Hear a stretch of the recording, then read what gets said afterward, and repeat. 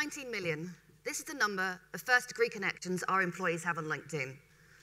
This number and reach is just one of the reasons why we created an employee advocacy program. We've now been able to train over 15,000 brand ambassadors, and we asked them to support our global campaigns, and we've seen some great successes. We asked them to support our Owen commercial, and we saw an 800% increase in applications the following month. We asked them to support our Women in Technology campaign, and they were able to help us generate 18,000 leads within 24 hours. We then communicated back out to them via our CRM, and we were able to gauge 75% open rate, 25% click-through rate, and a 10% apply rate. We're able to use our brand ambassadors instead of spending on social. We've actually been able to glean 6 million worth of paid social, 3 million in just our first quarter of this year.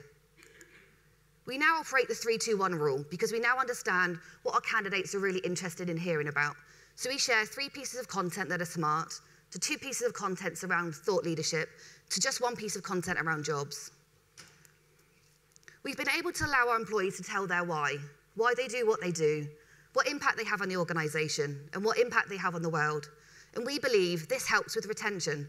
And we also believe we're able to attract candidates through them telling that story. We've been able to create a real buzz around our brand ambassador program, and we now see a 15% increase to sign up to our quarterly training and registration for our brand ambassador program. So my name is Katie Pawlik. I work for GE. I'm a global employment brand leader, and my role is to create and execute a global employment brand strategy, but I also support 7 employment brand specialists across Europe. I've been with GE for about 7 years, most of that within TA and HR, and within the last 4 years in employment branding. I'm going to tell you a little bit about our employment brand journey, but predominantly talk about our brand ambassador program today. But first of all, who is GE? So GE is a $117 billion company. We are B2B. We had about 3 million job applications last year, and we hired about 80,000 people. We generate about 25% of the world's electricity. A GE jet engine takes off every 2 seconds. And our GE healthcare technology has touched 1.5 billion lives, and that's always increasing. That's the industrial side of our business, but we also have a digital side, where we are able to use the power of our people, 125 years worth of data, and our new predictive analytics software called Predix to help drive better outcomes for our customers. So now a GE jet engine takes off every 2 seconds, but with the least amount of fuel, with reduced carbon emissions, and we're able to predict better efficiencies for our customers. So I'm going to tell you a little bit about employment branding. So back in 2013, it was a very lonely place. We just hired my now boss, Sean Dezilic, as a social media recruiter, and she was on her own. She had absolutely 0 content. She had absolutely 0 budget, and nobody knew who we were, externally and internally. Externally, our brand was different all over the world. If you grew up in the US, you may have known us for our appliances, or you may have seen a TV commercial. But everywhere else, that was a completely different matter. Internally, nobody knew who we were either, to the point where our GE page was updated, and it completely crashed our careers website. And given we actually had 3 million applications a year, you can imagine the panic that then ensued. But what we did have was 330,000 employees, and we knew that we needed to tap into them to be able to drive recognition and increase brand awareness internally and externally. So back in 2013, we created the first iteration of our brand ambassador program. We created a 1-hour training, which was allowing our employees to brand themselves and GE online. Predominantly, the training is based around LinkedIn and people updating their LinkedIn profiles. We first started a pilot with our TA within recruitment, and to be honest, we're looking at those profiles, they were probably the worst culprits in terms of having bad LinkedIn profiles. But we knew we had to have them on side to be able to deliver this program and push it out. We then introduced it to our hiring managers, and they were the biggest bunch of skeptics. They couldn't believe that we were allowing our employees to have a voice. They couldn't believe that legal had agreed that people could use social media. We've been so risk-averse in the past, so we got that. But one of the funny things is that they always assumed that given their team would have a really good LinkedIn profile, that they were all going to get poached. But we know that not to be the case. Employees leave for other reasons. And so when we were looking at the training, we adapted it and ensured that we were able to answer some of those challenges. And thus was created our 101 of being a GE brand ambassador. We deliver this training on a quarterly basis via WebEx, over the phone, globally. And we did this for a couple of years. But then something interesting happened in 2015. We went through a massive transformation. Our employment brand structure changed. We went from 2.5 people to 40 people. We had people in talent acquisition, HR, marketing, all really interested in what we were doing. And so we brought them in under one umbrella, and we created our Employment Brand Council. We had people in regions and in businesses we'd never been able to touch before. We, like many other businesses, were going through a digital transformation.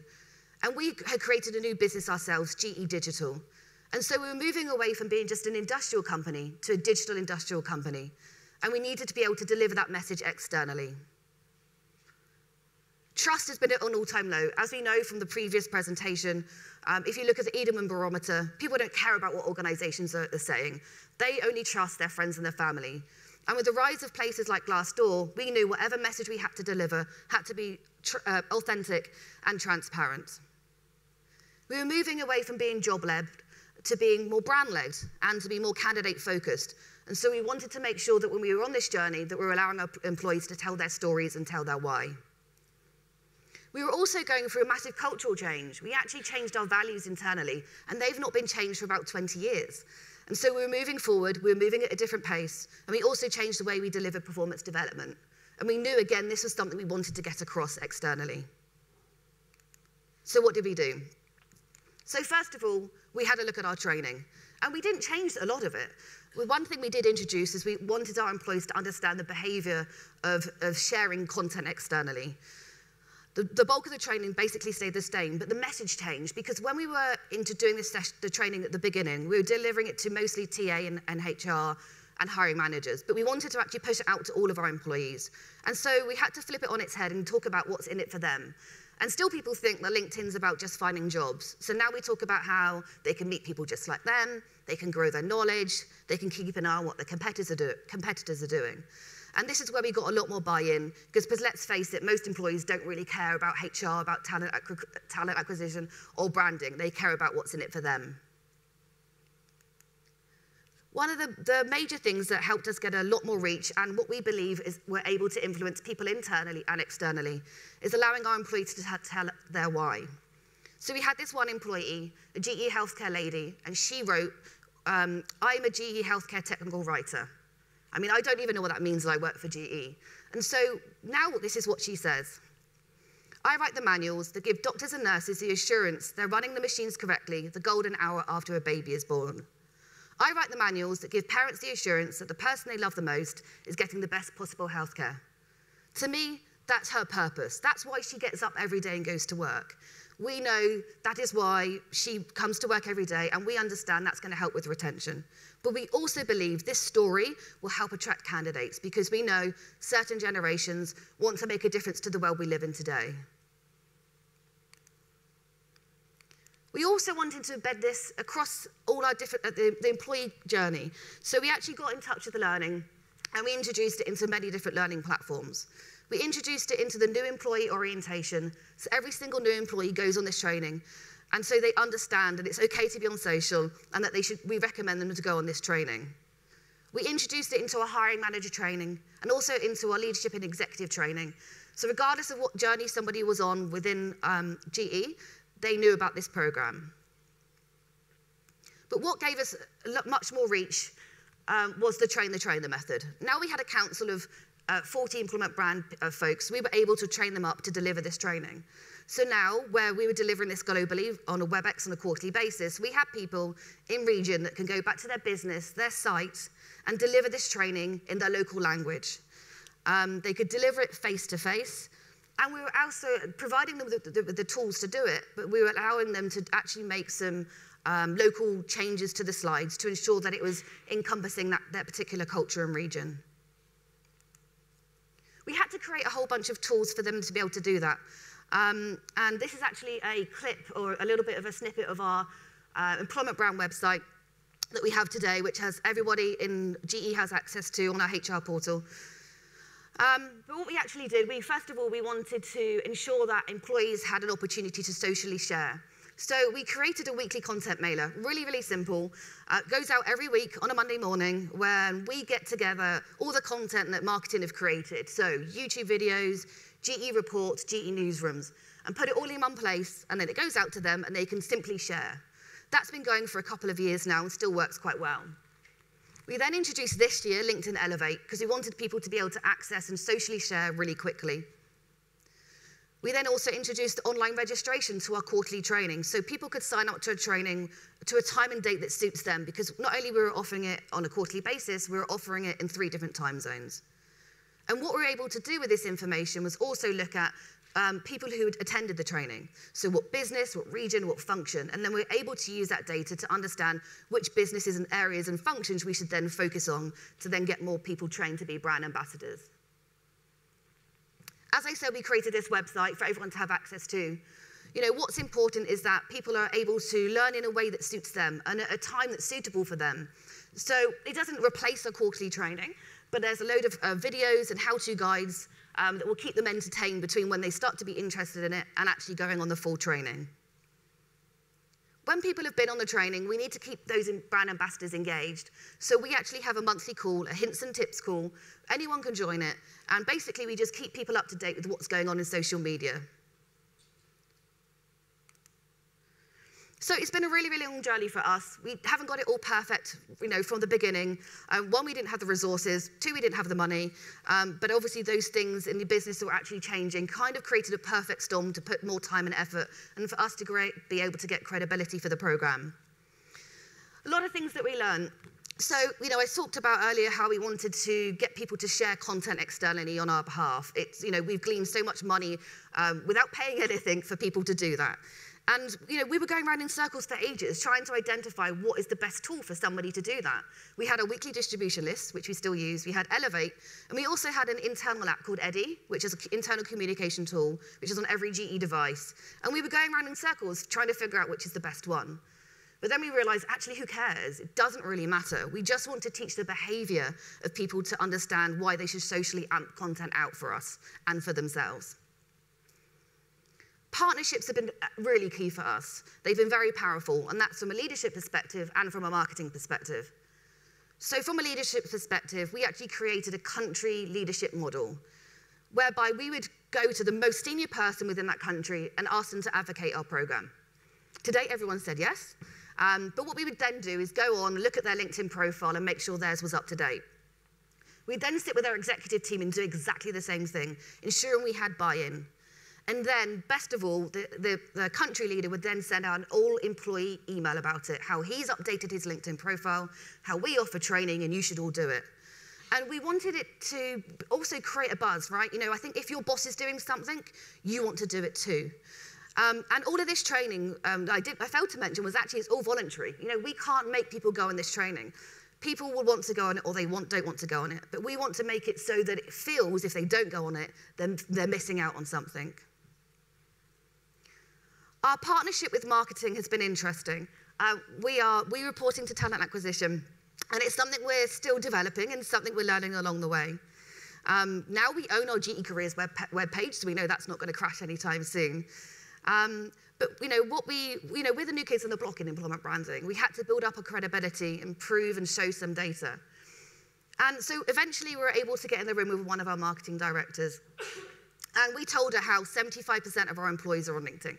That's over 230,000 people. And her mouth literally dropped. It completely opened. She could not believe it. And she couldn't believe that our brand ambassador program was based upon that. So instantly we're able to get some credibility. One of the things that's been really important is that we continue to evolve our brand ambassador program. We want to create a buzz about it. There's no point people going on the training that's done and you leave it. We need to make sure that it continuously evolves. And we actually evolve our training every quarter, and we adapt it a little bit because, let's face it, social is constantly changing. But one of the key things is to find those early adopters, because when people go on our training, still today, people go on it and go, ooh, I'm not doing any of that. LinkedIn's my profile, it's not GE's, and that's crossing the boundary between work and my home life. And that's fine. I mean, it's a very small group of people, but the majority of people love it. They get a use out of it, and we get them to do some of the things we want them to do, but obviously helping themselves out build their personal brand. But after the call, we also get a whole bunch of people that say, hey, this was awesome. Thank you so much. I can't believe we can do all of these things on LinkedIn and that GE allows us to do it. But also they say, what else can I do? And so we've actually developed a couple of other brand ambassador programs. We created our superhero brand ambassador program, which is based around storytelling, and our hiring manager brand ambassador program. So our hiring manager brand ambassador program is basically a way that hiring managers can better partner with talent acquisition. We created this training, which is about 45 minutes, that we ask managers to help share our jobs. We ask them to do some video job descriptions, and we make sure they know about Glassdoor. And we know that candidates want to hear from hiring managers, not talent acquisition or recruiters. And so we need the hiring managers at the very earliest stages through the process, before they even apply for a job. So they can see the team, they can see the manager, they can understand where potentially they could fit within the organization. So we're actually piloting this at the moment in India, and if successful, we'll actually roll out globally. Our Superhero Brand Ambassador program is interesting. It's one that we started this year, one that we believe is a really good space to be in, but something that is proving a little bit more difficult than expected. This is around storytelling. And as Brian said earlier, we're not all storytellers, and so we're having to do a little bit more hand-holding in this space.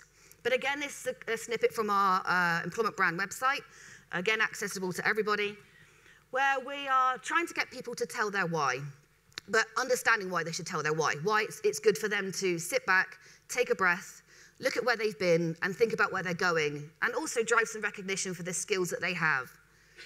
And so what we've done is we've created a website for them to be able to understand, what is a blog? What is a thought article? We don't mind what story they want to tell, it's just that they're doing it. They may want to do a day in the life of being a design engineer, or they may want to tell their career stories. But we're just providing them a way to do it and providing them with tools. So we've created a website, there's loads of videos, there are how-to guides, there are good examples of great blogs, there are templates for them to use. As I said, this is kind of a first iteration of this, and it is challenging because, as I said, not everyone's storytellers, and it takes a lot longer to be able to tell that story in a little bit more depth. But we just want people to tell their story in a way that suits them. And so actually we have some early adopters in this space. We have a bunch of interns from Amersham, so just outside London, in a healthcare business who have taken this on board and created a video, which I'm just going to show you. And what I want you to bear in mind is that we had zero budget. We are all about transparency and being authentic because we believe this is what our candidates are interested in.